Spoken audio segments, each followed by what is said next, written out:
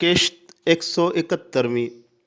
ਮੇਰੀ ਏਡੀਸੀ ਦਫ਼ਤਰ ਵਿੱਚ ਪੈ ਰਹੀ ਤਾਰੀਖ ਨੇ ਮੈਨੂੰ ਬੜਾ ਹੀ ਤੰਗ ਪਰੇਸ਼ਾਨ ਕਰ ਰੱਖਿਆ ਸੀ। ਰੀਡਰ ਨੂੰ ਪਤਾ ਨਹੀਂ ਜਪਨਾਮ ਨੇ ਕਿਹੜਾ ਡਰ ਪਾਇਆ ਹੋਇਆ ਸੀ ਜਾਂ ਫਿਰ ਕੁਝ ਸੁੰਘਾ ਰੱਖਿਆ ਸੀ ਕਿ ਉਹ ਭੋਲਾ ਜਿਹਾ ਮੂੰਹ ਬਣਾ ਕੇ ਮੈਨੂੰ ਅਗਲੇ ਹਫ਼ਤੇ ਜਾਂ 15 ਦਿਨਾਂ ਦੀ ਤਾਰੀਖ 'ਤੇ ਆਉਣ ਲਈ ਆਖ ਦਿੰਦਾ ਸੀ।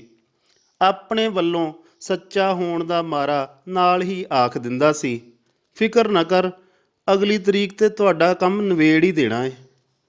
ਪਤਾ ਨਹੀਂ ਕਿਵੇਂ ਉਹ ਅਜਿਹੇ ਦਿਨ ਦੀ ਹੀ ਤਰੀਕ ਦਿੰਦਾ ਸੀ ਜਿਸ ਦਿਨ ਸਾਹਿਬ ਨੇ ਜਾਂ ਤਾਂ ਕਿਤੇ ਜਾਣਾ ਹੁੰਦਾ ਸੀ ਜਾਂ ਫਿਰ ਕਿਸੇ ਮੀਟਿੰਗ ਵਿੱਚ ਰੁੱਝਾ ਹੁੰਦਾ ਸੀ।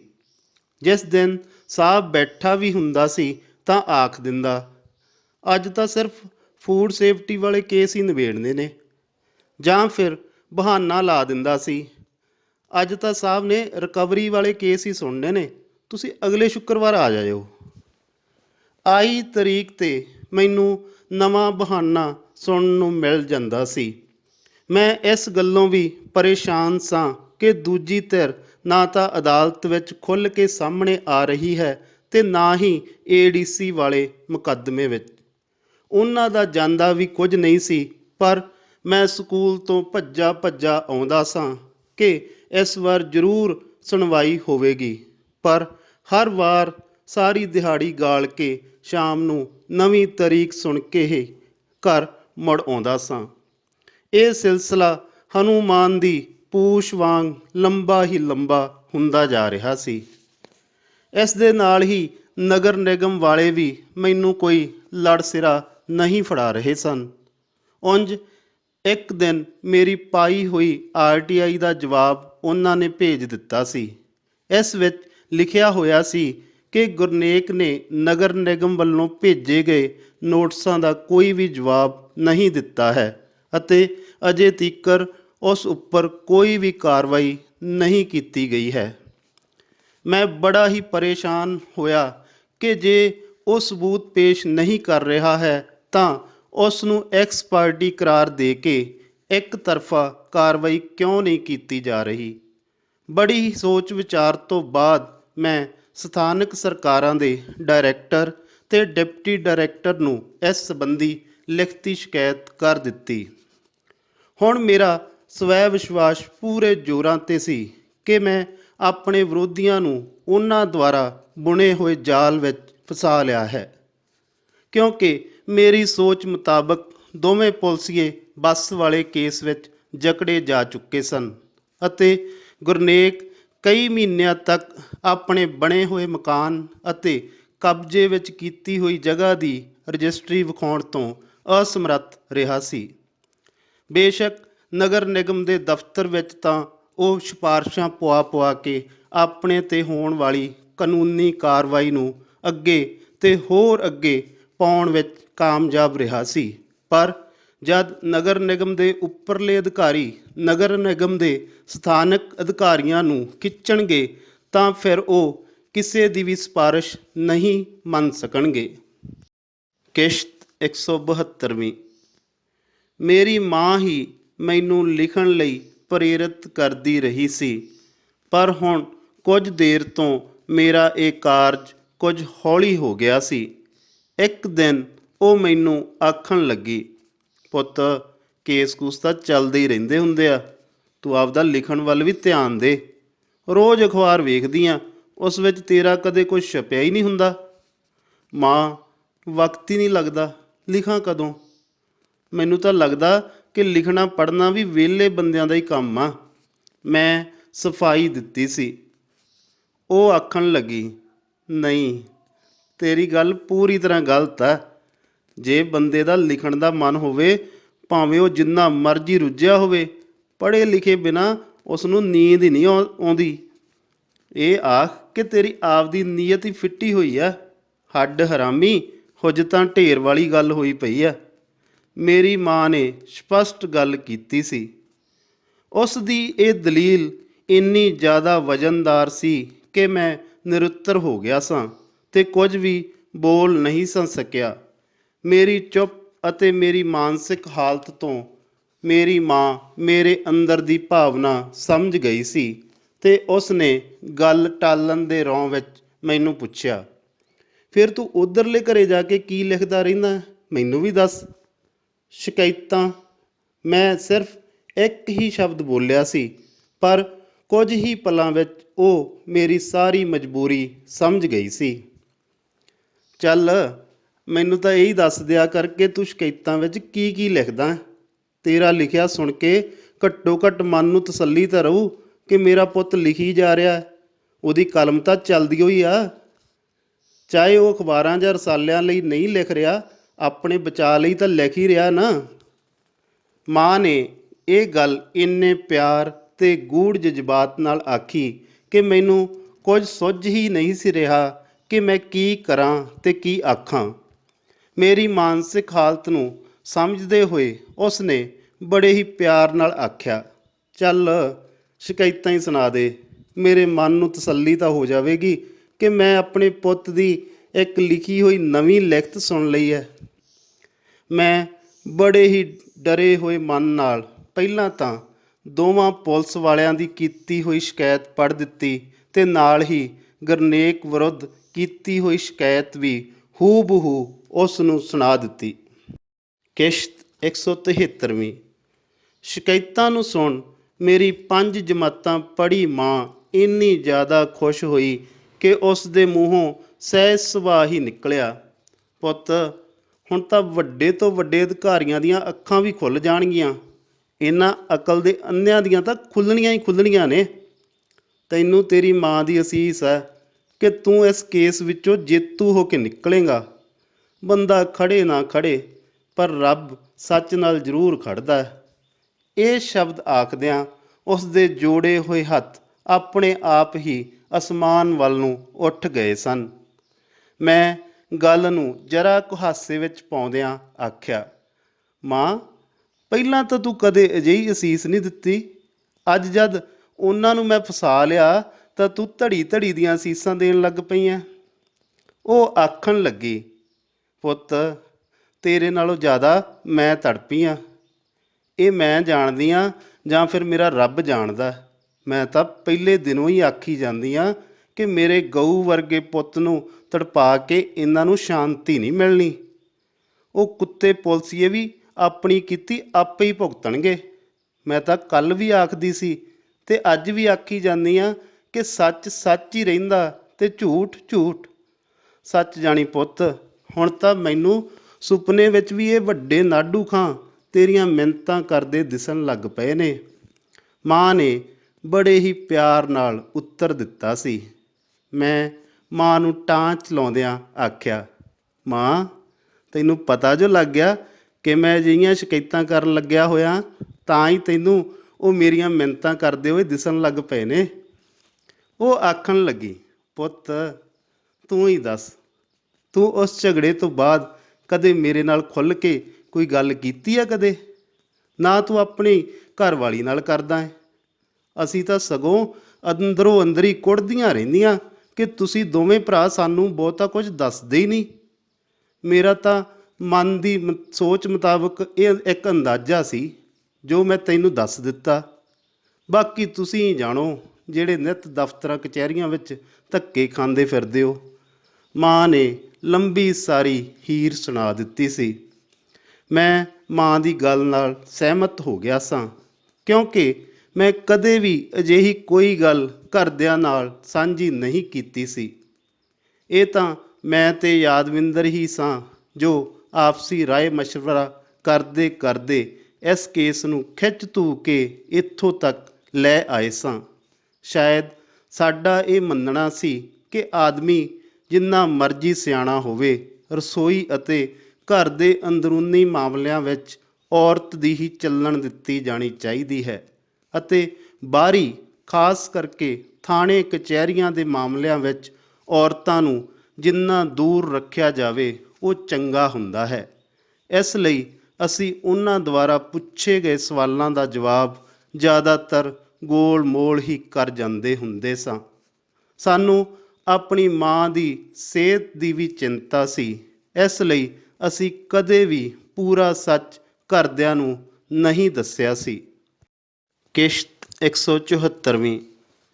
ਮੈਨੂੰ ਅੱਜ ਤੱਕ ਵੀ ਇਸ ਗੱਲ ਦੀ ਸਮਝ ਨਹੀਂ ਲੱਗ ਸਕੀ ਕਿ ਮੇਰੀ ਮਾਂ ਨੂੰ ਅਜਿਹੀਆਂ ਗੱਲਾਂ ਦਾ ਕਿਵੇਂ ਅੰਦਾਜ਼ਾ ਲੱਗ ਗਿਆ ਸੀ। ਇਸ ਦੇ ਦੋ ਹੀ ਕਾਰਨ ਹੋ ਸਕਦੇ ਸਨ। ਪਹਿਲਾ ਇਹ ਕਿ ਮਾਵਾਂ ਵਿੱਚ ਇੱਕ ਅਦੁੱਤੀ ਸ਼ਕਤੀ ਹੁੰਦੀ ਹੈ, ਜਿਸ ਕਾਰਨ ਹਰ ਮਾਂ ਆਪਣੇ ਬੱਚੇ ਦਾ ਚਿਹਰਾ ਪੜ੍ਹ ਕੇ ਉਸ ਦੀ ਮਾਨਸਿਕ ਹਾਲਤ ਨੂੰ ਮਹਿਸੂਸ ਕਰ ਸਕਦੀ ਹੈ ਕਿ ਉਹ ਕਿਸ ਤਰ੍ਹਾਂ ਦੀ ਮਨੋਸਥਿਤੀ ਵਿੱਚੋਂ ਲੰਘ ਰਿਹਾ ਹੈ। ਦੂਜਾ ਇਹ ਕਿ ਮਾਂ ਹਰ ਪਲ ਆਪਣੇ ਬੱਚੇ ਦੀ ਹਰ ਕਾਰਵਾਈ 'ਤੇ ਨਜ਼ਰ ਰੱਖਦੀ ਹੈ ਕਿ ਉਹ ਫਲਾਣਾ ਕੰਮ ਕਰਕੇ ਖੁਸ਼ ਹੋ ਰਿਹਾ ਹੈ ਜਾਂ ਫਿਰ ਦੁਖੀ। ਗੱਲ ਦੋਵਾਂ ਵਿੱਚੋਂ ਕੋਈ ਵੀ ਹੋਵੇ, ਪਰ ਮੈਨੂੰ ਆਪਣੀ ਮਾਂ ਦੀ ਅਸੀਸ ਮਿਲ ਚੁੱਕੀ ਸੀ। ਹੁਣ ਮੈਨੂੰ ਆਸ ਦੀ ਇੱਕ ਨਵੀਂ ਕਿਰਨ ਨਜ਼ਰ ਆਉਣ ਲੱਗ ਪਈ ਸੀ। ਉਮੀਦ ਵੀ ਸੀ ਕਿ ਨਵੀਆਂ ਪਾਈਆਂ ਗਈਆਂ ਸ਼ਿਕਾਇਤਾਂ ਨਾਲ ਸਮੁੱਚੀ ਵਿਰੋਧੀ ਧਿਰ ਦਾ ਦਿਮਾਗ ਟਿਕਾਣੇ 'ਤੇ ਆ ਜਾਵੇਗਾ ਤੇ ਜਲਦ ਹੀ ਸਾਡਾ ਇਹ ਝਗੜਾ ਖਤਮ ਹੋ ਜਾਵੇਗਾ। ਮੈਨੂੰ ਇਸ ਗੱਲ ਦੀ ਤਸੱਲੀ ਵੀ ਹੋ ਰਹੀ ਸੀ ਕਿ ਇਹਨਾਂ ਸ਼ਿਕਾਇਤਾਂ ਨਾਲ ਮੈਂ ਉਹਨਾਂ ਦੀ ਨੌਕਰੀ ਵਾਸਤੇ ਵੀ ਵੱਡਾ ਖਤਰਾ ਨਹੀਂ ਸੀ ਬਣਨਾ ਅਤੇ ਮੇਰਾ ਮਸਲਾ ਵੀ ਹੱਲ ਹੋ ਜਾਣਾ ਸੀ। ਜਿਸ ਸੁਨੇਹੇ ਦੀ ਮੈਨੂੰ ਬੜੇ ਚਿਰ ਤੋਂ ਉਡੀਕ ਸੀ, ਉਹ ਮਹੀਨਾ ਬੀਤਣ ਦੇ ਬਾਵਜੂਦ ਵੀ ਨਾ ਆਇਆ। ਇਹ ਉਹ ਸੁਨੇਹਾ ਸੀ ਕਿ ਕਦੇ ਕੋਈ ਵਿਚੋਲਾ ਆ ਕੇ ਸਾਨੂੰ ਆਖੇਗਾ ਕਿ ਦੂਜੀ ਧਿਰ ਆਪਣੀ ਗਲਤੀ ਮੰਨ ਰਹੀ ਹੈ ਤੇ ਉਹ ਸਾਡੇ ਵਿਰੁੱਧ ਕੀਤੀਆਂ ਗਈਆਂ ਸਾਰੀਆਂ ਸ਼ਿਕਾਇਤਾਂ ਵਾਪਸ ਲੈਣ ਲਈ ਤਿਆਰ ਹੈ ਤੇ ਤੁਸੀਂ ਵੀ ਆਪਣੀਆਂ ਸਾਰੀਆਂ ਸ਼ਿਕਾਇਤਾਂ ਵਾਪਸ ਲੈ ਲਵੋ। ਆਪਾਂ ਸਭ ਨੇ ਚੰਗੇ ਗੁਆਂਢੀ ਬਣ ਕੇ ਰਹਿਣਾ ਹੈ ਤੇ ਅੱਗੇ ਤੋਂ ਵੀ ਮਿਲਦੇ ਵਰਤਦੇ ਰਹਾਂਗੇ। ਪਤਾ ਨਹੀਂ ਇਹ ਮੇਰੀ ਮਾੜੀ ਕਿਸਮਤ ਸੀ ਜਾਂ ਫਿਰ ਉਹਨਾਂ ਦੀ ਬੁੱਧੀ ਭ੍ਰਿਸ਼ਟ ਹੋਈ ਸੀ ਜੋ ਉਹਨਾਂ ਨੂੰ ਵਿਨਾਸ਼ ਵੱਲ ਲਿਜਾਣ ਦਾ ਕੰਮ ਕਰ ਰਹੀ ਸੀ। ਉਹ ਕਿਸੇ ਤਰ੍ਹਾਂ ਦੇ ਵੀ ਸਮਝੌਤੇ ਦੀ ਪੇਸ਼ਕਸ਼ ਲੈ ਕੇ ਆਉਣ ਵਾਸਤੇ ਤਿਆਰ ਨਹੀਂ ਸਨ ਹੋਏ। ਉਹਨਾਂ ਦਿਨਾਂ ਵਿੱਚ ਜਦ ਵੀ ਸਾਡੇ ਘਰ ਦੇ ਬੂਹੇ ਦੀ ਘੰਟੀ ਖੜਕਦੀ ਤਾਂ ਮੈਨੂੰ ਲੱਗਣ ਲੱਗ ਪੈਂਦਾ ਕਿ ਜ਼ਰੂਰ ਹੀ ਕੋਈ ਨਾ ਕੋਈ ਸਮਝੌਤਾ ਕਰਾਉਣ ਵਾਲਾ ਵਿਚੋਲਾ ਆਇਆ ਹੈ। ਮੈਂ ਮਨ ਹੀ ਮਨ ਸ਼ੁਕਰ ਮਨਾਉਣ ਲੱਗ ਪੈਂਦਾ ਕਿ ਇਸ ਬੰਦੇ ਦੇ ਆਉਣ ਨਾਲ ਚਲੋ ਮੈਂ ਕਿਸੇ ਪਰਿਵਾਰ ਦੀ ਰੋਜੀ ਰੋਟੀ ਖੁੱਸਣ ਦਾ ਕਾਰਨ ਬਣਨ ਤੋਂ ਬਚ ਗਿਆ ਹਾਂ। ਕਿਸ਼ਤ 175ਵੀਂ। ਮੈਂ ਬੜੇ ਉਤਸ਼ਾਹ ਤੇ ਚਾਅ ਨਾਲ ਜਾ ਕੇ ਬੂਹਾ ਖੋਲ੍ਹਦਾ ਸਾਂ, ਪਰ ਜਦ ਸਾਹਮਣੇ ਖੜ੍ਹੇ ਡਾਕੀਏ, ਕੇਬਲ ਜਾਂ ਬਿਜਲੀ ਦਾ ਬਿੱਲ ਲੈਣ ਆਏ ਕਰਮਚਾਰੀ ਜਾਂ ਫਿਰ ਕੂੜਾ ਚੁੱਕਣ ਵਾਲੇ ਨੂੰ ਵੇਖ ਲੈਂਦਾ ਤਾਂ ਮੇਰਾ ਦਿਲ ਟੁੱਟ ਜਾਂਦਾ। ਇੱਕ ਦਿਨ ਜਦ ਬੂਹਾ ਖੜਕਣ 'ਤੇ ਮੈਂ ਦਰਵਾਜ਼ਾ ਖੋਲ੍ਹਿਆ ਤਾਂ ਸਾਹਮਣੇ ਸ਼ਨੀ ਦੇਵਤਾ ਖੜ੍ਹਾ ਸੀ। ਮੈਂ ਗੁੱਸੇ ਵਿੱਚ ਆ ਕੇ ਉਸ ਨੂੰ ਕੁਝ ਕੰਮ ਕਰਕੇ ਖਾ ਲੈਣ ਦੀ ਸਲਾਹ ਦਿੱਤੀ ਤੇ ਬਿਨਾਂ ਕੁਝ ਦਿੱਤਿਆਂ ਹੀ ਉਸ ਨੂੰ ਖਾਲੀ ਮੋੜ ਦਿੱਤਾ ਸੀ।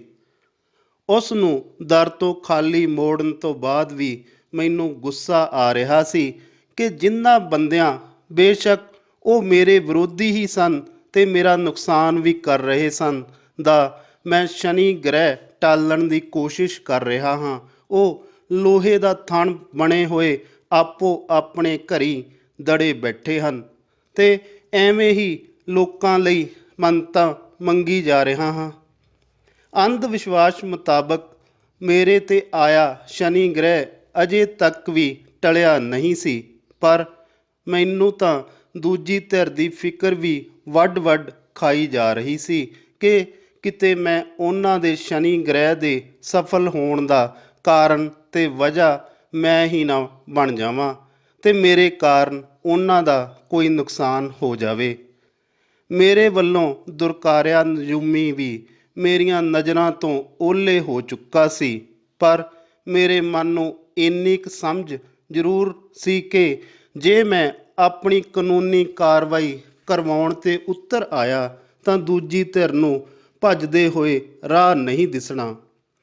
ਫਿਰ ਇੱਕ ਅਫਸੋਸ ਵੀ ਹੁੰਦਾ ਕਿ ਜਦ ਉਹਨਾਂ ਨੂੰ ਪਤਾ ਲੱਗ ਚੁੱਕਾ ਹੈ ਕਿ ਮੈਂ ਉਹਨਾਂ ਦਾ ਮਾੜਾ ਮੋਟਾ ਨਹੀਂ ਸਗੋਂ ਬਹੁਤ ਵੱਡਾ ਨੁਕਸਾਨ ਕਰ ਸਕਦਾ ਹਾਂ ਤਾਂ ਉਹ ਆਪਣੀ ਗਲਤੀ ਕਿਉਂ ਨਹੀਂ ਮੰਨ ਰਹੇ।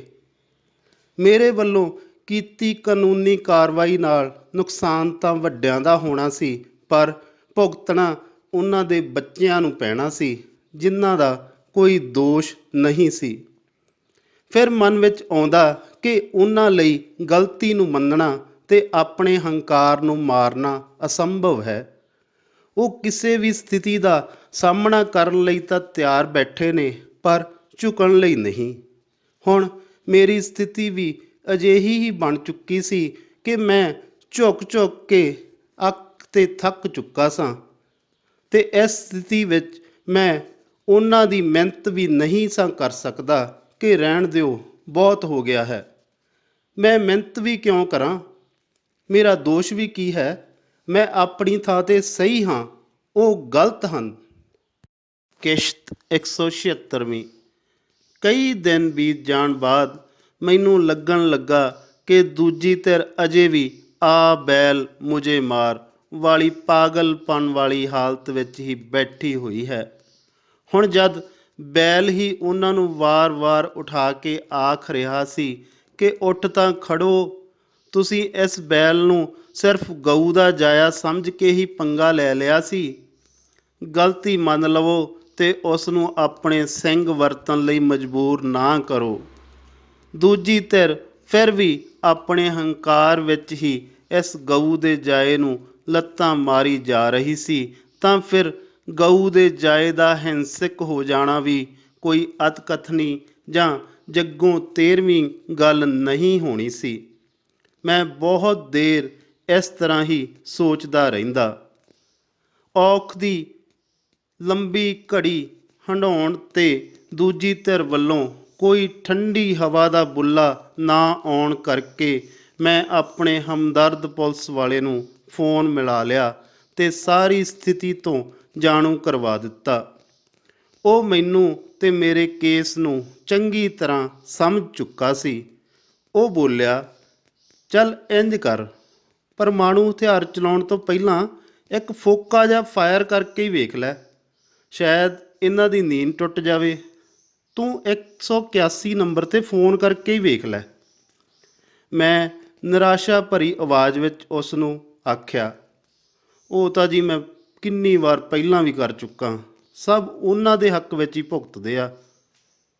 ਉਹ ਬੋਲਿਆ, ਉਹ ਕੋਈ ਨਹੀਂ, ਤੂੰ ਇਸ ਕੇਸ ਵਿੱਚ ਤਾਂ ਪਹਿਲੀ ਵਾਰ ਹੀ ਕਰਨਾ, ਵੇਖ ਤਾਂ ਸਹੀ ਕੀ ਜਵਾਬ ਦਿੰਦੇ ਨੇ, ਬਾਕੀ ਫੇਰ ਵੇਖ ਲਵਾਂਗੇ, ਸ਼ਾਇਦ ਅਕਲ ਹੀ ਆ ਜਾਵੇ। ਨਾਲ ਦੀ ਨਾਲ ਹੀ ਉਹ ਵਕੀਲਾਂ ਵਾਲੀ ਭਾਸ਼ਾ ਵਿੱਚ ਬੋਲਿਆ, ਇਹ ਮਾਮਲਾ ਵੱਖਰਾ ਹੈ ਤੇ ਪਹਿਲਾਂ ਵਾਲੇ ਅਲੱਗ ਸਨ। ਕੋਈ ਨਹੀਂ ਜੀ, ਮੈਂ ਕੁਝ ਕੁ ਦਿਨ ਹੋਰ ਉਡੀਕ ਲਵਾਂ, ਫਿਰ ਇਹ ਫਾਇਰ ਵੀ ਕਰ ਹੀ ਦੇਵਾਂਗਾ। ਅਸਲ ਵਿੱਚ ਮੈਂ ਕੁਝ ਸਮਾਂ ਲੰਘਾਉਣਾ ਚਾਹੁੰਦਾ ਸਾਂ ਤਾਂ ਕਿ ਸ਼ਾਇਦ ਕੁਝ ਦਿਨਾਂ ਵਿੱਚ ਦੂਜੀ ਧਿਰ ਨੂੰ ਕੋਈ ਸੂਝ ਆ ਜਾਵੇ।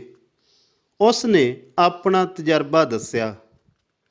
ਚੱਲ ਉਹ ਤਾਂ ਤੇਰੀ ਮਰਜ਼ੀ, ਤੈਨੂੰ ਇਹ ਅੱਕ ਚੱਬਣਾ ਹੀ ਪੈਣਾ, ਨਹੀਂ ਤਾਂ ਸਾਡਾ ਮਹਿਕਮਾ ਹੀ ਇਹੋ ਜਿਹਾ ਕਿ ਇਹਨੇ ਤੇਰੀ ਸ਼ਿਕਾਇਤ ਦੱਬੀ ਰੱਖਣੀ ਆ। ਮੈਂ ਹੱਸ ਕੇ ਆਖਿਆ, ਮੈਂ ਦੱਬਣ ਤਾਂ ਨਹੀਂ ਦਿੰਦਾ ਜੀ, ਇਹਨਾਂ ਨੂੰ ਭਜਾਊਂ ਤਾਂ ਚੰਗੀ ਤਰ੍ਹਾਂ, ਇਹ ਤਾਂ ਦੱਬੇ ਹੋਏ ਮੁਰਦੇ ਵੀ ਕੱਢ ਕੱਢ ਕੇ ਲਿਆਉਣਗੇ, ਮੈਂ ਤਾਂ ਇੱਕ ਸ਼ਿਕਾਇਤ ਹੀ ਕਰਨੀ ਆ। ਉਹ ਵੀ ਹੱਸ ਪਿਆ ਸੀ। ਕਿਸ਼ਤ 177ਵੀਂ। ਉਸ ਨੇ ਵੀ ਮਜ਼ਾਕ ਵਿੱਚ ਜਵਾਬ ਦਿੱਤਾ, ਉਹ ਤਾਂ ਮੈਨੂੰ ਪਤਾ, ਇਹਨਾਂ ਨੇ ਪੁੱਠਾ ਹੀ ਪੰਗਾ ਲੈ ਲਿਆ ਸੀ, ਇਹ ਦਹੀਂ ਦੇ ਭੁਲੇਖੇ ਕਪਾਹ ਨੂੰ ਮੂੰਹ ਮਾਰ ਬੈਠੇ ਨੇ। ਮੈਂ ਉਸ ਨਾਲ ਨਵੀਂ ਜਾਣਕਾਰੀ ਸਾਂਝੀ ਕਰਦਿਆਂ ਆਖਿਆ, ਇਹ ਪਹਿਲੇ ਹੀ ਗਿੱਝੇ ਹੋਏ ਸੀ ਜੀ, ਸਾਨੂੰ ਤਾਂ ਹੁਣ ਲੋਕ ਕੀ ਦੱਸਦੇ ਆ ਕਿ ਇਹਨਾਂ ਨੇ ਪਹਿਲੇ ਮਾਲਕ ਨੂੰ ਵੀ ਧੱਕੇ ਨਾਲ ਹੀ ਕੰਧ ਕੱਢਣੋਂ ਰੋਕ ਦਿੱਤਾ ਸੀ ਤੇ ਉਹ ਵਿਚਾਰਾ ਇਸੇ ਹਿਰਵੇ ਵਿੱਚ ਹੀ ਚੱਲ ਵਸਿਆ ਸੀ। ਉਹ ਬੋਲਿਆ, ਉਹ ਮੈਨੂੰ ਪਤਾ ਹੈ, ਉਹ ਵਿਚਾਰਾ ਗਰੀਬ ਬੰਦਾ ਸੀ, ਉਸ ਨੂੰ ਇਹਨਾਂ ਨੇ ਦਬਕਾ ਲਿਆ ਸੀ। ਉਹ ਇਹਨਾਂ ਤੋਂ ਭੈ ਵੀ ਖਾ ਗਿਆ ਸੀ। ਇਹਨਾਂ ਨੇ ਉਹੀ ਫੋਕਾ ਦਬਕਾ ਤੁਹਾਡੇ ਤੇ ਵੀ ਮਾਰਿਆ ਸੀ ਕਿ ਸ਼ਾਇਦ ਇਹ ਡਰ ਜਾਣਗੇ। ਇੰਜ ਨਹੀਂ ਸੀ ਪਤਾ ਵੀ ਇਹ ਬੰਦੇ ਸਿੰਘ ਨੇ। ਉਹ ਇਸ ਤਰ੍ਹਾਂ ਬੋਲਿਆ ਕਿ ਜਿਵੇਂ ਉਸ ਨੂੰ ਪਹਿਲੀ ਸਾਰੀ ਕਹਾਣੀ ਦਾ ਵੀ ਪਤਾ ਹੋਵੇ। ਮੈਂ ਉਸ ਦੀ ਗੱਲ ਵਿੱਚੋਂ ਹੀ ਟੋਕ ਦਿੱਤੀ, ਸਰ ਤੁਹਾਨੂੰ ਇਸ ਗੱਲ ਦਾ ਪਤਾ? ਓ ਯਾਰ, ਸਾਡਾ ਮਹਿਕਮਾ ਪਤਾ ਕਿਹੜਾ, ਇਹ ਤਾਂ ਉੱਡੀ ਜਾਂਦੀ ਚਿੜੀ ਦੇ ਵੀ ਖੰਭ ਗਿਣ ਲੈਂਦਾ। ਜਦ ਕਦੇ ਤੁਹਾਡੇ ਕੇਸ ਦੀ ਗੱਲ ਚੱਲਦੀ ਆ ਤਾਂ ਤੇਰੇ ਤੇ ਤੇਰੇ ਪਰਿਵਾਰ ਦੇ ਅੱਗੇ ਪਿੱਛੇ ਬਾਰੇ ਵੀ ਗੱਲ ਹੁੰਦੀ ਆ ਤੇ ਦੂਜੀ ਧਿਰ ਦੇ ਬਾਰੇ ਵੀ। ਅਸੀਂ ਕਿਸੇ ਬਾਰੇ ਕਿਸੇ ਨੂੰ ਪੁੱਛਣ ਨਹੀਂ ਜਾਂਦੇ। ਲੋਕ ਆਪੇ ਹੀ ਆ ਕੇ ਸਾਰਾ ਕੁਝ ਦੱਸ ਜਾਂਦੇ ਨੇ ਕਿ ਫਲਾਣੇ ਕੇਸ ਵਿੱਚ ਫਲਾਣੀ ਧਿਰ ਕਿੱਥੇ ਸਟੈਂਡ ਕਰਦੀ ਆ ਤੇ ਦੂਜੀ ਧਿਰ ਕਿੱਥੇ। ਮੈਨੂੰ ਤਾਂ ਪੋਟਾ ਪੋਟਾ ਪਤਾ ਤੇਰੇ ਕੇਸ ਦਾ, ਤਾਂ ਹੀ ਤਾਂ ਮੈਂ ਤੈਨੂੰ ਪਰਮਾਣੂ ਬੰਬ ਸੌਂਪਿਆ ਸੀ। ਉਸ ਨੇ ਗੰਭੀਰ ਹੁੰਦੇ ਹੋਏ ਆਖਿਆ ਸੀ। ਮੈਂ ਆਖਿਆ, ਸਰ ਫਿਕਰ ਨਾ ਕਰੋ, ਆਪਾਂ ਪਰਮਾਣੂ ਸ਼ਕਤੀ ਦਾ ਉਪਯੋਗ ਸ਼ਾਂਤੀ ਸਥਾਪਨਾ ਲਈ ਕਰਾਂਗੇ। ਭਾਰਤ ਵਾਂਗੂ ਇਸ ਨੂੰ ਪਹਿਲਾਂ ਨਾ ਚਲਾਉਣ ਬਾਰੇ ਵੀ ਵਚਨਬੱਧ ਹਾਂ, ਪਰ ਜੇ ਅਗਲੇ ਨਾ ਹੀ ਟਲੇ ਫਿਰ ਪਿੱਛੇ ਨਹੀਂ ਹਟਾਂਗੇ। ਮੈਂ ਗੰਭੀਰਤਾ ਨਾਲ ਉੱਤਰ ਦਿੱਤਾ ਸੀ। ਉਸ ਨੇ ਮੈਨੂੰ ਸਵਾਲ ਕੀਤਾ, ਉਹਨਾਂ ਦਾ ਪਰਮਾਣੂ ਬੰਬ ਪਤਾ ਕਿਹੜਾ ਸੀ? ਨਹੀਂ ਜੀ, ਮੈਂ ਜਾਣਕਾਰੀ ਲੈਣ ਹਿੱਤ ਆਖਿਆ। ਸੁਣ ਫਿਰ, ਉਹਨਾਂ ਦਾ ਸਭ ਤੋਂ ਵੱਡਾ ਪਰਮਾਣੂ ਬੰਬ ਸੀ ਤੇਰੇ ਖਿਲਾਫ ਅਦਾਲਤ ਵਿੱਚ ਕੇਸ ਕਰਕੇ ਤੈਨੂੰ ਦਬਕਾਉਣਾ, ਤੇ ਦੂਜਾ ਸੀ ਤੇਰੇ ਤੇ ਘੱਟ ਰੇਟ 'ਤੇ ਰਜਿਸਟਰੀ ਕਰਾਉਣ ਦੀ ਸ਼ਿਕਾਇਤ ਕਰਨਾ। ਉਸ ਨੇ ਸਹਿਜਤਾ ਨਾਲ ਦੱਸਿਆ। ਸਰ ਕਹਿੰਦਾ ਤਾਂ ਵੱਡਾ ਭਰਾ ਵੀ ਐਵੇਂ ਹੀ ਸੀ, ਪਰ ਮੈਂ ਮਾਨਸਿਕ ਪਰੇਸ਼ਾਨੀ ਕਾਰਨ ਉਸ ਦੀ ਗੱਲ ਚੰਗੀ ਤਰ੍ਹਾਂ ਸੁਣ ਨਹੀਂ ਸੀ ਸਕਿਆ। ਪਰ ਆਪਾਂ ਇਹੋ ਜਿਹੇ ਲੰਡੂ ਦਬਕਿਆਂ ਤੋਂ ਡਰਨ ਵਾਲੇ ਨਹੀਂ। ਉਹਨਾਂ ਦਾ ਇੱਕ ਬੰਬ ਤਾਂ ਨਕਾਰਾ ਕਰ ਦਿੱਤਾ, ਦੂਜਾ ਵੀ ਜਲਦੀ ਕਰ ਦੇਵਾਂਗੇ। ਡਰ ਦੇ ਮਾਰੇ ਉਹ ਤਰੀਕ ਭੁਗਤਣ ਵੀ ਨਹੀਂ ਜਾਂਦੇ। ਉੱਥੇ ਵੀ ਇਹਨਾਂ ਨੂੰ ਮੂੰਹ ਦੀ ਖਾਣੀ ਪੈਣੀ ਆ, ਮੈਂ ਦ੍ਰਿੜ ਵਿਸ਼ਵਾਸ ਨਾਲ ਆਖਿਆ ਸੀ। ਉਹ ਬੋਲਿਆ, ਚੱਲ ਠੀਕ ਹੈ ਫਿਰ, ਹੁਣ ਤੂੰ ਸੋਚ ਵਿਚਾਰ ਕਰ ਲਵੀਂ, ਪਰ ਤੈਨੂੰ ਉਹ ਫੋਨ ਕਰਨਾ ਹੀ ਪੈਣਾ। ਆਪਣੇ ਘਰ ਸਲਾਹ ਮਸ਼ਵਰਾ ਕਰ ਲਵੀਂ। ਉਸ ਨੇ ਗੱਲ ਨਿਬੇੜਨ ਦੇ ਰੌਂ ਵਿੱਚ ਆਖਿਆ ਸੀ। ਠੀਕ ਹੈ ਸਰ, ਮੈਂ ਘਰ ਗੱਲ ਕਰਦਾ, ਧੰਨਵਾਦ ਜੀ, ਫਿਰ ਮਿਲਦੇ ਹਾਂ, ਆਖ ਕੇ ਮੈਂ ਫੋਨ ਕੱਟ ਦਿੱਤਾ। ਕਿਸ਼ਤ 178ਵੀਂ। ਇਸ ਉਡੀਕ ਦੇ ਲੰਬੇ ਹੁੰਦੇ ਜਾਣ ਤੋਂ ਮੈਂ ਅੱਕ ਤਾਂ ਗਿਆ ਸਾਂ, ਪਰ ਫਿਰ ਵੀ ਮੈਂ ਹੌਸਲਾ ਰੱਖਿਆ ਅਤੇ ਕੁਝ ਦਿਨ ਹੋਰ ਲੰਘਾਉਣ ਵਿੱਚ ਹੀ ਭਲਾਈ ਸਮਝੀ। ਇੱਕ ਦਿਨ ਜਦ ਮੈਂ ਸਕੂਲ ਤੋਂ ਵਾਪਸ ਆ ਰਿਹਾ ਸਾਂ ਤਾਂ ਸ਼ਹਿਰ ਦੇ ਬਿਲਕੁਲ ਹੀ ਨਾਲ ਲੱਗਦੇ ਇੱਕ ਪਿੰਡ ਦਾ ਜਾਣੂ ਸਰਪੰਚ ਮੈਨੂੰ ਮਿਲ ਪਿਆ। ਰਸਮੀ ਜਿਹਾ ਹਾਲ ਚਾਲ ਅਤੇ ਘਰ ਪਰਿਵਾਰ ਦੀ ਸੁੱਖ ਸਾਂਦ ਪੁੱਛਣ ਤੋਂ ਬਾਅਦ ਉਸ ਨੇ ਕੇਸ ਵਾਲੀ ਗੱਲ ਛੇੜ ਲਈ। ਯਾਰ, ਮੈਨੂੰ ਪਤਾ ਲੱਗਾ ਸੀ ਕਿ ਤੇਰਾ ਗਲੀ ਵਿੱਚ ਕੋਈ ਰੌਲਾ ਪਿਆ ਹੋਇਆ। ਇੱਕ ਦਿਨ ਉਹ ਮੇਰੇ ਕੋਲ ਆਏ ਸੀ ਤੇ ਸਾਰੀ ਗੱਲ ਦੱਸ ਕੇ ਗਏ ਸੀ। ਤੁਹਾਡਾ ਸਮਝੌਤਾ ਨਾ ਕਰਵਾ ਦਈਏ? ਉਸ ਨੇ ਮੇਰਾ ਮਨ ਪੜ੍ਹਨ ਦਾ ਯਤਨ ਕੀਤਾ। ਮੈਂ ਆਖਿਆ, ਕੋਈ ਨਹੀਂ ਜੀ, ਜਿਵੇਂ ਤੁਸੀਂ ਆਖੋਗੇ ਉਵੇਂ ਕਰ ਲਵਾਂਗੇ, ਪਰ ਮੇਰੀ ਇੱਕ ਬੇਨਤੀ ਆ ਕਿ ਕੋਈ ਵੀ ਰਾਜੀਨਾਮਾ ਕਰਵਾਉਣਾ ਹੈ ਤਾਂ 5 ਤਰੀਕ ਤੋਂ ਪਹਿਲਾਂ ਪਹਿਲਾਂ ਕਰਵਾ ਦਿਓ, ਨਹੀਂ ਤਾਂ 5 ਨੂੰ ਚੰਡੀਗੜ੍ਹ ਮਨੁੱਖੀ ਅਧਿਕਾਰ ਕਮਿਸ਼ਨ ਦੇ ਅੱਗੇ ਸਾਡੀ ਤਰੀਕ ਹੈ। ਜੇ ਮੈਂ ਆਪਣੇ ਸਾਰੇ ਸਬੂਤ ਉੱਥੇ ਪੇਸ਼ ਕਰ ਆਇਆ ਤਾਂ ਫਿਰ ਇਹ ਮਸਲਾ ਵਾਪਸ ਲੈਣਾ ਔਖਾ ਹੋ ਜਾਵੇਗਾ। ਮੈਂ ਸਹੀ ਗੱਲ ਦੱਸ ਦਿੱਤੀ ਸੀ। ਉਹ ਬੋਲਿਆ, ਠੀਕ ਹੈ, ਮੈਂ ਪਤਾ ਕਰਕੇ ਫੋਨ ਕਰਾਂਗਾ, ਆਪਾਂ ਕੇਸ ਨੂੰ ਨਿਬੇੜਨਾ ਹੀ ਨਿਬੇੜਨਾ। ਠੀਕ ਹੈ ਸਰਪੰਚ ਸਾਹਿਬ, ਦੱਸ ਦਿਓ ਮੈਨੂੰ, ਆਖ ਕੇ ਅਸੀਂ ਆਪੋ ਆਪਣੇ ਰਾਹ ਪੈ ਗਏ। ਮੈਂ ਮਨ ਹੀ ਮਨ 181 ਨੰਬਰ 'ਤੇ ਫੋਨ ਨਾ ਕਰਨ ਦੇ ਆਪਣੇ ਫੈਸਲੇ 'ਤੇ ਮਾਣ ਵੀ ਕਰ ਰਿਹਾ ਸਾਂ। ਜਦੋਂ ਮੈਂ ਸਰਪੰਚ ਨਾਲ ਹੋਈ ਸਾਰੀ ਗੱਲ ਘਰ ਆ ਕੇ ਦੱਸੀ ਤਾਂ ਸਾਰੇ ਜੀਆਂ ਨੂੰ ਲੱਗਣ ਲੱਗ ਪਿਆ ਕਿ ਹੁਣ ਇਹ ਮਸਲਾ ਮਨੁੱਖੀ ਅਧਿਕਾਰ ਕਮਿਸ਼ਨ ਦੀ ਤਰੀਕ ਤੋਂ ਪਹਿਲਾਂ ਪਹਿਲਾਂ ਹੀ ਨਿਬੜ ਜਾਵੇਗਾ। ਉਸ ਤਰੀਕ ਵਿੱਚ ਅਜੇ 10 ਕੁ ਦਿਨ ਪਏ ਸਨ ਤੇ ਸਭ ਨੂੰ ਆਸ ਸੀ ਕਿ 10 ਦਿਨ ਤਾਂ ਇਸ ਮਸਲੇ ਨੂੰ ਨਿਬੇੜਨ ਲਈ ਬਹੁਤ ਜ਼ਿਆਦਾ ਹਨ, ਕਿਉਂਕਿ ਆਪਾਂ ਕਿਹੜਾ ਕਿਸੇ ਦਾ ਨੁਕਸਾਨ ਕਰਨਾ ਹੈ। ਜਿਹੜਾ ਸਭ ਉਹਨਾਂ ਨੂੰ ਸਿਖਾਉਣਾ ਚਾਹੁੰਦੇ ਸਾਂ, ਸ਼ਾਇਦ ਉਹ ਉਹਨਾਂ ਨੂੰ ਮਿਲ ਗਿਆ ਹੈ। ਇਸ ਲਈ ਇਸ ਮਸਲੇ ਨੂੰ ਹੋਰ ਜ਼ਿਆਦਾ ਤੂਲ ਦੇਣੀ ਵੀ ਠੀਕ ਨਹੀਂ ਹੈ। ਮੈਂ ਦਿਲੋਂ ਚਾਹੁੰਦਾ ਸਾਂ ਕਿ ਮੈਨੂੰ ਚੰਡੀਗੜ੍ਹ ਦਾ ਚੱਕਰ ਨਾ ਮਾਰਨਾ ਪਵੇ। ਉੱਥੇ ਬੱਸ ਵਾਲੀਆਂ ਫੋਟੋਆਂ ਅਤੇ ਮੂਵੀ ਜਮ੍ਹਾਂ ਕਰਵਾਉਣ ਦਾ ਮਤਲਬ ਨਿਕਲਣਾ ਸੀ ਕਿ ਇਹ ਸਬੂਤ ਹੁਣ ਪੁਲਿਸ ਵਿਭਾਗ ਤੋਂ ਬਾਹਰ ਨਿਕਲ ਕੇ ਕਮਿਸ਼ਨ ਦੇ ਹੱਥਾਂ ਵਿੱਚ ਚਲੇ ਜਾਣੇ ਸਨ। ਪੁਲਿਸ ਵਿਭਾਗ ਤਾਂ ਆਪਣੇ ਕਰਮਚਾਰੀਆਂ ਨੂੰ ਲਗਾਤਾਰ ਬਚਾ ਰਿਹਾ ਸੀ, ਪਰ ਕਮਿਸ਼ਨ ਨੇ ਤਾਂ ਭੋਰਾ ਭਰ ਵੀ ਲਿਹਾਜ਼ ਨਹੀਂ ਸੀ ਕਰਨੀ ਤੇ ਦੋਵਾਂ ਪੁਲਿਸ ਵਾਲਿਆਂ ਦੀ ਨੌਕਰੀ ਨੂੰ ਖਤਰਾ ਬਣ ਜਾਣਾ ਸੀ। ਮੈਂ ਅਜਿਹਾ ਬਿਲਕੁਲ ਵੀ ਨਹੀਂ ਚਾਹੁੰਦਾ ਸਾਂ ਤੇ ਇਸੇ ਬਾਰੇ ਮੈਂ ਪਹਿਲਾਂ ਵੀ ਮਲਕੀਤ ਨੂੰ ਸੰਕੇਤ ਦੇ ਚੁੱਕਾ ਸਾਂ। ਇਹਨਾਂ ਦਿਨਾਂ ਵਿੱਚ ਜਦ ਵੀ ਮੇਰਾ ਫੋਨ ਵੱਜਦਾ ਤਾਂ ਮਨ ਵਿੱਚ ਆਉਂਦਾ ਕਿ ਜ਼ਰੂਰ ਸਰਪੰਚ ਦਾ ਫੋਨ ਆ ਗਿਆ ਹੈ। ਜਦ ਮੈਂ ਸਕਰੀਨ ਉੱਤੇ ਕਿਸੇ ਹੋਰ ਬੰਦੇ ਦਾ ਨਾਂ ਪੜ੍ਹ ਲੈਂਦਾ ਤਾਂ ਮੇਰਾ ਮਨ ਥੋੜ੍ਹਾ ਜਿਹਾ ਉਦਾਸ ਵੀ ਹੋ ਜਾਂਦਾ।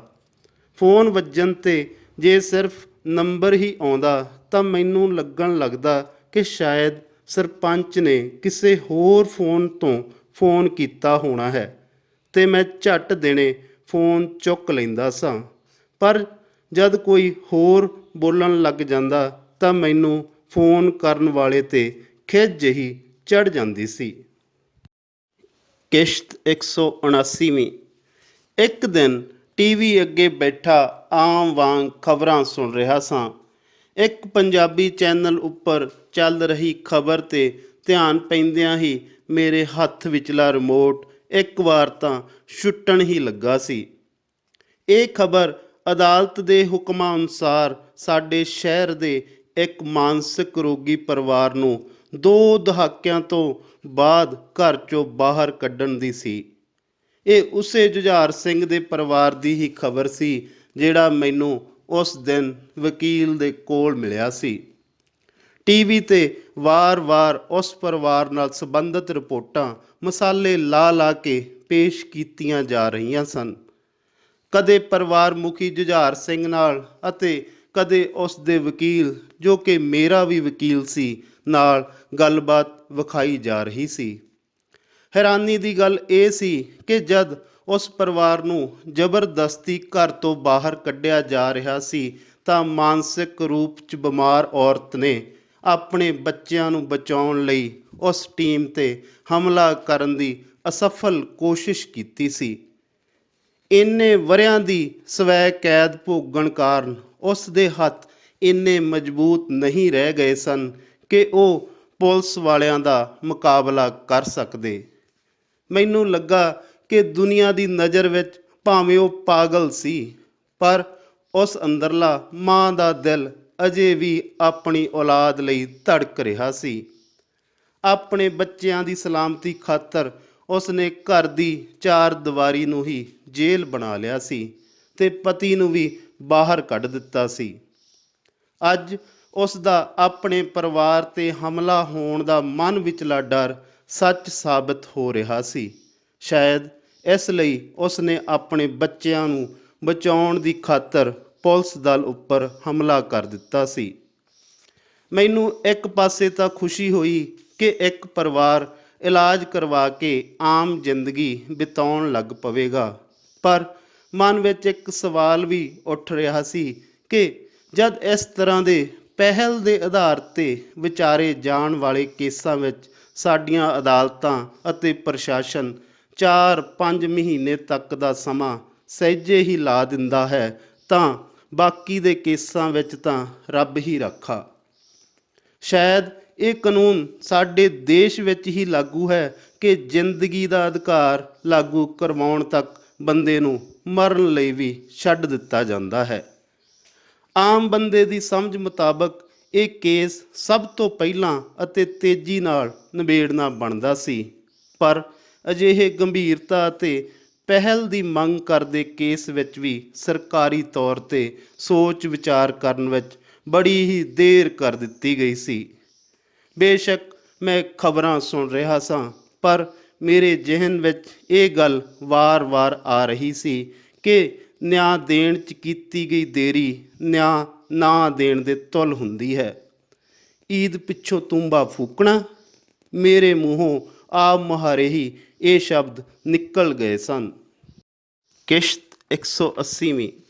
ਕੁਦਰਤੀ ਅਗਲੇ ਹੀ ਦਿਨ ਤਾਰੀਖ ਹੋਣ ਕਾਰਨ ਮੈਂ ਆਪਣੇ ਵਕੀਲ ਕੋਲ ਗਿਆ। ਮੈਂ ਉਸ ਕੋਲੋਂ ਇਸ ਕੇਸ ਬਾਬਤ ਵਿਸਥਾਰ ਵਿੱਚ ਪੁੱਛਣ ਲੱਗ ਪਿਆ। ਅਸੀਂ ਅਜੇ ਗੱਲਾਂ ਕਰ ਹੀ ਰਹੇ ਸਾਂ ਕਿ ਉਸ ਦਾ ਮੋਬਾਈਲ ਫੋਨ ਵੱਜ ਉੱਠਿਆ। ਪਹਿਲਾਂ ਤਾਂ ਉਹ ਠਰੰਮੇ ਨਾਲ ਗੱਲ ਕਰਦਾ ਰਿਹਾ ਤੇ ਬਾਅਦ ਵਿੱਚ ਉਸ ਦੇ ਬੋਲਾਂ ਵਿੱਚ ਕੁਝ ਤਲਖੀ ਆ ਗਈ ਸੀ। ਉਦੋਂ ਤੁਹਾਡਾ ਪ੍ਰਸ਼ਾਸਨ ਕਿੱਥੇ ਗਿਆ ਸੀ, ਜਦ ਉਹ ਵਿਚਾਰਾ ਦਰਬਦਰ ਧੱਕੇ ਖਾ ਰਿਹਾ ਸੀ? ਉਹ ਕੁਝ ਰੁਕ ਕੇ ਬੋਲਿਆ। ਜਦੋਂ ਮੀਡੀਆ ਵਾਲੇ ਆ ਗਏ ਤਾਂ ਮੈਨੂੰ ਤਾਂ ਬਿਆਨ ਦੇਣਾ ਹੀ ਪੈਣਾ ਸੀ। ਹੁਣ ਬਦਨਾਮੀ ਤਾਂ ਹੋਣੀ ਆ। ਤੁਸੀਂ ਸਹੀ ਢੰਗ ਨਾਲ ਕੰਮ ਕਰਦੇ ਨਾ ਹੁੰਦੀ। ਚੱਲ, ਜੇ ਤੁਸੀਂ ਨਹੀਂ ਸੀ ਤਾਂ ਤੁਹਾਡੀ ਜਗ੍ਹਾ 'ਤੇ ਕੋਈ ਹੋਰ ਹੋਵੇਗਾ। ਅਹੁਦਾ ਵੀ ਉਹੀ ਆ ਅਤੇ ਕੁਰਸੀ ਵੀ ਉਹੀ। ਫੋਨ 'ਤੇ ਹੋ ਰਹੀ ਗੱਲਬਾਤ ਦੀ ਮੈਨੂੰ ਪੂਰੀ ਤਰ੍ਹਾਂ ਸਮਝ ਆ ਰਹੀ ਸੀ ਕਿ ਇਹ ਮੁੱਦਾ ਰਾਤ ਵਾਲੀ ਖਬਰ ਨਾਲ ਹੀ ਸੰਬੰਧਿਤ ਹੈ। ਫੋਨ ਤੋਂ ਵਿਹਲਾ ਹੋ ਕੇ ਉਸਨੇ ਲੰਬਾ ਸਾਰਾ ਹੌਕਾ ਲਿਆ ਅਤੇ ਫਿਰ ਆਪਣੇ ਆਪ ਨੂੰ ਸ਼ਾਂਤ ਕਰਨ ਦਾ ਯਤਨ ਕਰਨ ਲੱਗ ਪਿਆ। ਮੇਰੇ ਪੁੱਛਣ 'ਤੇ ਉਹ ਫੁੱਟ ਹੀ ਪਿਆ। ਯਾਰ ਕੀ ਦੱਸਾਂ, ਕੱਲ੍ਹ ਦੇ 50 ਫੋਨ ਆ ਗਏ ਵੱਡੇ ਵੱਡੇ ਅਫਸਰਾਂ ਦੇ। ਇੱਕੋ ਗੱਲ ਦਾ ਹੀ ਰੱਟਾ ਲਾਈ ਜਾਂਦੇ ਨੇ। ਕਿਹੜੀ ਗੱਲ ਦਾ? ਮੈਂ ਉਤਸੁਕਤਾ ਨਾਲ ਪੁੱਛਿਆ ਸੀ। ਉਹ ਬੋਲਿਆ, ਮੈਨੂੰ ਇਹੀ ਆਖੀ ਜਾਂਦੇ ਨੇ ਕਿ ਤੁਸੀਂ ਇਸ ਕੇਸ ਨੂੰ 84 ਦੇ ਦੰਗਿਆਂ ਨਾਲ ਜੋੜ ਕੇ ਪੇਸ਼ ਨਾ ਕਰੋ ਅਤੇ ਉਂਝ ਆਖੋ ਕਿ ਇਹ ਪਰਿਵਾਰ ਘਰੇਲੂ ਕਾਰਨਾਂ ਕਰਕੇ ਪਾਗਲਪਨ ਦੀ ਹਾਲਤ ਵਿੱਚ ਆ ਗਿਆ ਸੀ। ਦੱਸ ਯਾਰ, ਮੈਂ ਝੂਠ ਕਿਵੇਂ ਬੋਲਾਂ? ਮੈਨੂੰ ਕਿਹੜਾ ਪਤਾ ਨਹੀਂ ਕਿ ਉਦੋਂ ਕੀ ਕੀ ਬੀਤਿਆ ਸੀ? ਅਸ਼ੋਕ ਦੁਖੀ ਮਨ ਨਾਲ ਬੋਲਿਆ ਸੀ। ਮੈਂ ਕਾਰਨ ਜਾਣਨਾ ਚਾਹਿਆ। ਇਹਨਾਂ ਪ੍ਰਸ਼ਾਸਨ ਵਾਲਿਆਂ ਨੂੰ ਇਸ ਬਿਆਨ ਦੀ ਕੀ ਸਮੱਸਿਆ ਹੈ? ਸਮੱਸਿਆ ਇਹ ਹੈ ਕਿ ਇਹਨਾਂ ਦੀ ਇਸ ਮਾਮਲੇ ਵਿੱਚ ਨਾਕਾਮੀ ਸਾਬਤ ਹੁੰਦੀ ਆ। ਇਹ ਜਿਸ ਚੰਗੇ ਪ੍ਰਸ਼ਾਸਨ ਦੀ ਦੁਹਾਈ ਦੇਈ ਜਾ ਰਹੇ ਨੇ, ਉਸ ਦੀ ਪੋਲ ਖੁੱਲ੍ਹਦੀ ਆ। ਇਹਨਾਂ ਦੁਆਰਾ ਕੀਤੇ ਜ਼ੁਲਮ ਕਿਵੇਂ ਸਾਲਾਂ ਬੱਧੀ ਲੋਕਾਂ ਨੂੰ ਮਾਨਸਿਕ ਤੌਰ 'ਤੇ ਪਰੇਸ਼ਾਨ ਕਰਦੇ ਨੇ, ਉਹ ਸਭ ਕੁਝ ਜੱਗ ਜ਼ਾਹਰ ਹੋਣ ਲੱਗ ਪਏ ਨੇ। ਤਾਂ ਹੀ ਇਹ ਆਪਣੇ ਕਾਲੇ ਕਾਰਨਾਮਿਆਂ ਉੱਤੋਂ ਪਰਦਾ ਨਹੀਂ ਉੱਠਣ ਦੇਣਾ ਚਾਹੁੰਦੇ। ਹੁਣ ਇਹ ਅਫਸਰ ਆਪਣੇ ਤੋਂ ਪਹਿਲਿਆਂ ਦੇ ਬਚਾਅ ਵਿੱਚ ਲੱਗਾ ਹੋਇਆ ਹੈ ਤਾਂ ਕਿ ਕੱਲ੍ਹ ਨੂੰ ਜਿਹੜਾ ਨਵਾਂ ਅਫਸਰ ਆਵੇ ਉਹ ਇਸ ਦੀ ਉਦਾਹਰਨ ਲੈ ਕੇ ਇਸ ਦੇ ਕਾਲੇ ਕਾਰਨਾਮਿਆਂ ਉੱਤੇ ਵੀ ਪਰਦਾ ਪਾਈ ਜਾਵੇ। ਇਹ ਇਸ ਅਫਸਰਸ਼ਾਹੀ ਦੀ ਇੱਕ ਗਿਣੀ ਮਿਥੀ ਸਕੀਮ ਅਤੇ ਗੁਪਤ ਸਮਝੌਤਾ ਹੈ। ਵਕੀਲ ਕਾਮਰੇਡਾਂ ਦੇ ਭਾਸ਼ਣ ਦੇਣ ਵਾਂਗ ਆਪਣੀ ਗੱਲ ਨੂੰ ਬੜਾ ਹੀ ਲੰਬਾ ਲੈ ਗਿਆ ਸੀ। ਉਸ ਅੰਦਰਲਾ ਜਾਗਿਆ ਹੋਇਆ ਕਾਮਰੇਡ ਆਪਣੀ ਚਰਮ ਸੀਮਾ 'ਤੇ ਸੀ।